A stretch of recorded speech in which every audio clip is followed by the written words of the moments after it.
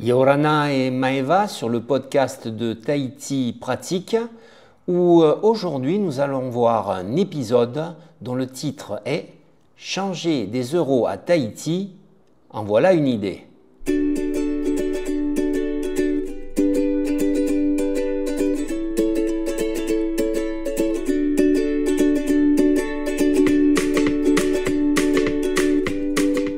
Les personnes qui préparent leur voyage à Tahiti se posent souvent des questions légitimes. C'est souvent le voyage de leur vie et il est évidemment nécessaire d'anticiper les éventuels petits soucis afin que leur séjour soit vraiment celui dont ils rêvent. Et une des questions qui revient souvent est la suivante: où peut-on changer des euros en francs pacifiques quand on arrive à Tahiti? Mais moi je me poserai plutôt celle-ci: est-il vraiment nécessaire de venir en Polynésie avec des euros? Alors déjà, parlons du franc pacifique.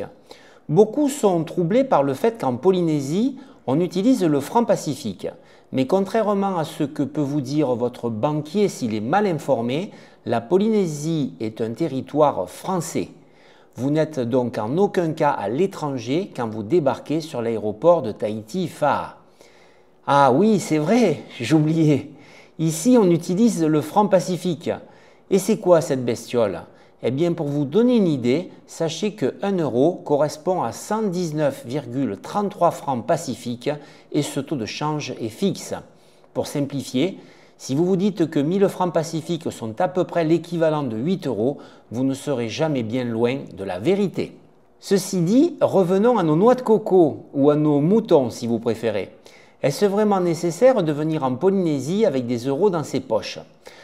Je dirais qu'à part être un trafiquant de drogue et avoir de l'argent sale à blanchir, je n'en vois pas vraiment l'intérêt. Je dirais même qu'il n'y a dans cette démarche que des inconvénients. Déjà, si l'on arrive avec plus de 10 000 euros, en dessous ça passe crème, il faudra en faire la déclaration à la douane. Ce sera une perte de temps énorme qui se rajoutera aux formalités d'usage inhérentes au fait d'arriver sur un territoire d'outre-mer doté de l'autonomie interne dans le cadre de la République. Et si je rajoute le stress qu'engendre la peur de perdre accidentellement une importante somme d'argent, perte qui pourrait indéniablement compromettre vos vacances, franchement, moi, je serais plutôt du genre à partir avec le strict minimum. Lequel minimum pourra d'ailleurs certainement vous servir en rentrant en métropole. En plus, il faut savoir qu'il est complètement impossible de changer des euros dans les banques. Donc vouloir changer des euros en francs pacifiques en arrivant présente de surcroît un inconvénient majeur. Les banques de Tahiti ne font plus office de bureau de change, à moins d'avoir déjà un compte ouvert chez eux, ce qui, admettons-le, est rarement le cas quand on arrive à Tahiti en vacances. Vous rentrerez alors dans la banque avec vos euros et ressortirez avec vos billets de la même couleur quelques minutes après. Vous n'aurez gagné dans l'opération que le sourire de la banquière, sourire que, soit dit en passant, vous obtiendrez partout ailleurs. En fait, le seul moyen d'obtenir votre sésame sera de vous rendre dans l'un des deux seuls bureaux de change présents sur l'île. Le premier se trouve sur l'aéroport de Tahiti-Fa'a. Il est ouvert 3 heures avant chaque départ international. Par conséquent, il sera ouvert à votre arrivée. Vous pourrez y changer 500 euros par personne, soit environ 59 665 francs pacifiques, et il vous en coûtera une commission fixe de 850 francs pacifiques, soit 7,12 euros, quel que soit le montant échangé. Les conditions sont les mêmes dans le deuxième bureau de Tahiti Exchange. Celui-ci se trouve en centre-ville de Papeete, au pied du centre commercial Waima, côté mer. Il faut aussi savoir que la carte bleue est acceptée partout. En définitive, mettez-vous bien dans la tête que dans ce petit paradis, le paiement par chèque français étant impossible, votre carte bleue sera votre meilleur ami. De plus, toutes les cartes bleues sont acceptées en Polynésie, même la carte American Express.